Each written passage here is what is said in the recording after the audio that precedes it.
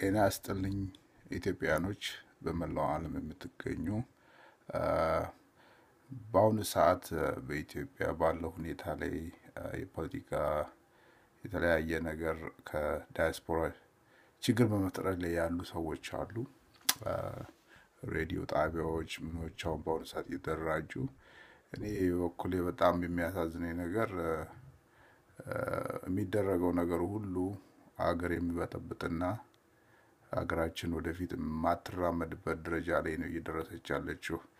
ይህ ሁኔታ የተፈጠረው ከአጼ ኃይለ ሥላሴ ጀምሮ ማለት ነው። በተማሪ ሙቭመንት የነበሩ ሰዎች ስቲል ሀገሪቷን እየበጠበጡት ነው ያሉት እና የአሁኑ ትውልድ ስለዚህ ነገር በብዛት የሚያውቀው ነገር የለም።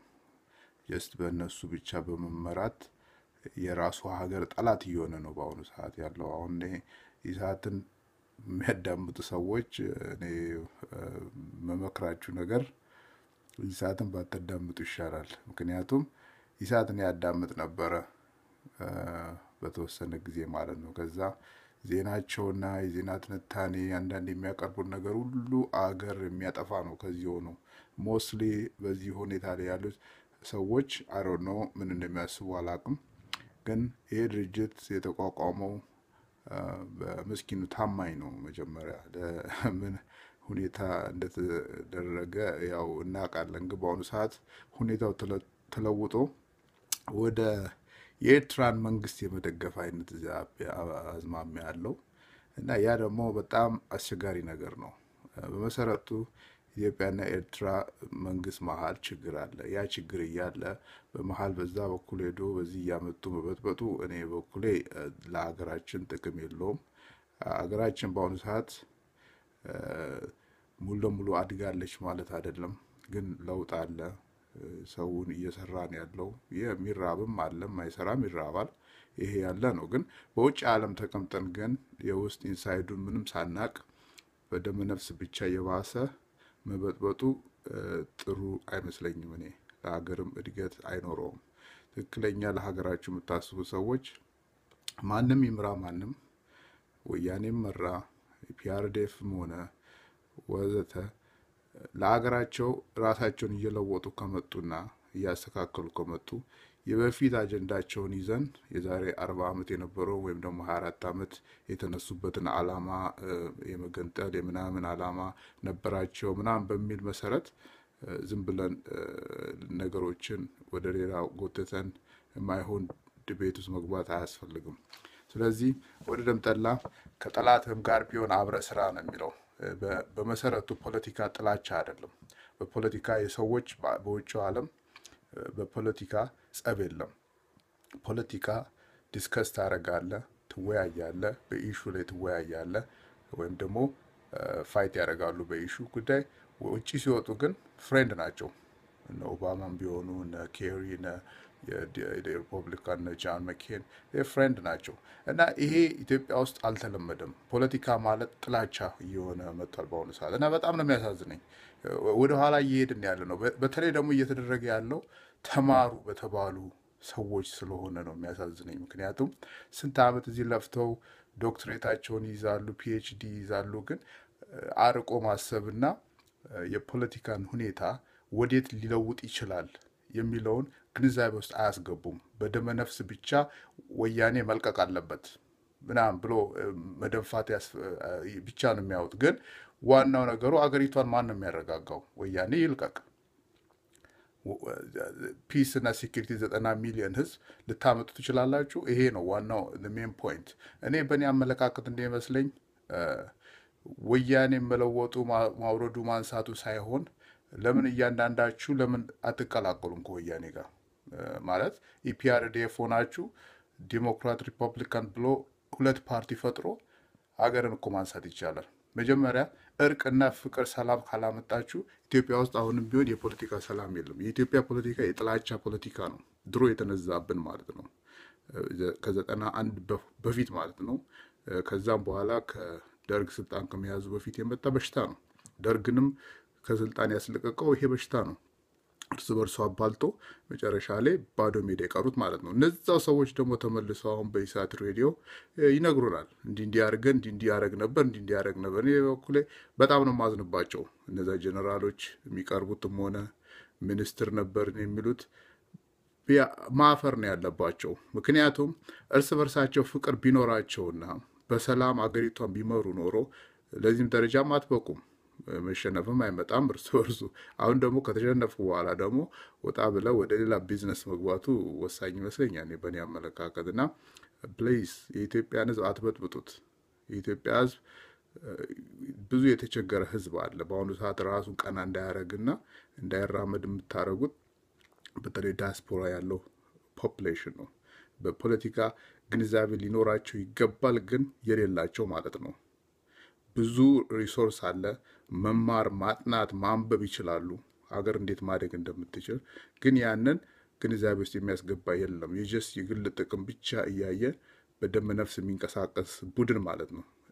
የፖለቲካ ጥላቻ፣ የዘር ጥላቻ ምናምን ማምጣት ኢዝ ናት ጉድ። መጥፎ አዝማሚያ ነው ወደ ህዝቡ ላይ የሚያመጣው። ምክንያቱም ህዝባችን ሙሉ ለሙሉ የተማረ ህዝብ አይደለም። የተማረው 50% እንኳን አልተማረም ገና።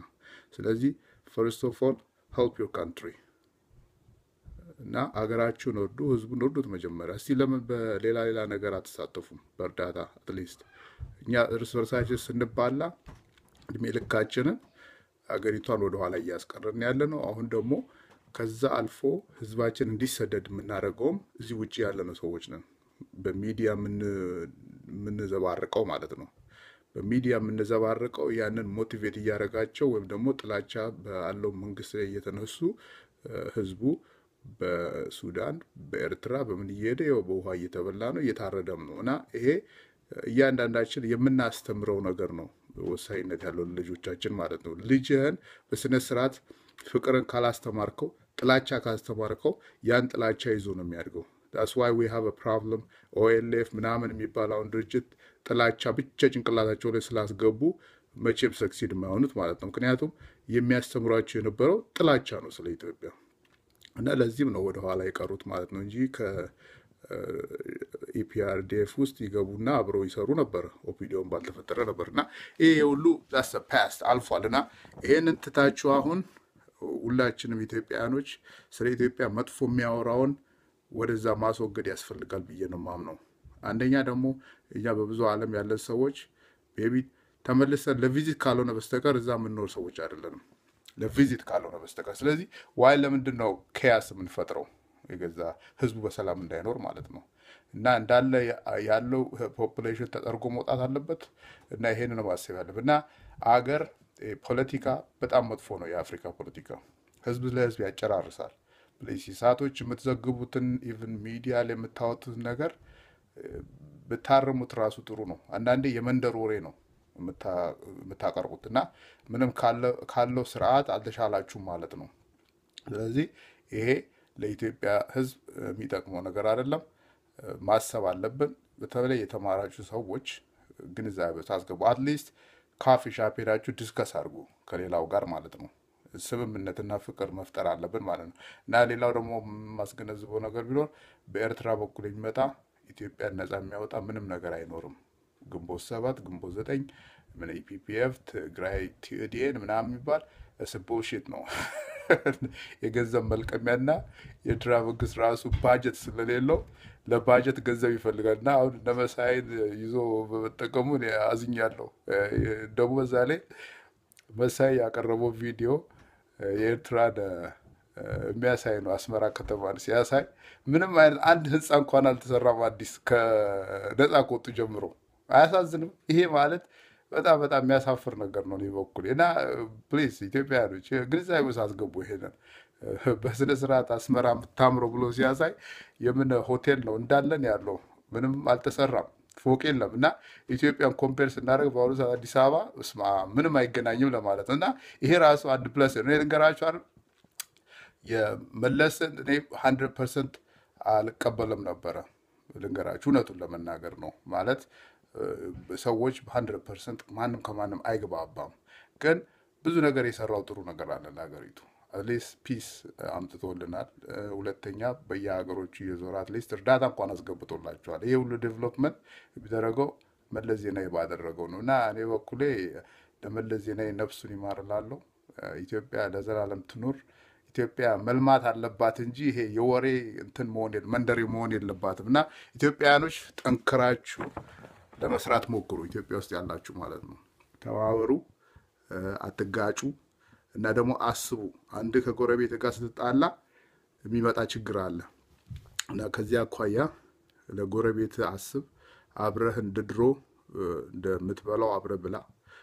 ጊዜ ችግር ያልፋል፣ የማያልፍበት ጊዜ የለም እና ሁሉ ነገር ደግሞ በአንዴ አልጋ ባልጋ ሊሆን አይችልም እና አሜሪካ የሚያደጉት ብዙ አመት ፈጅቶባቸዋል ማለት ነው።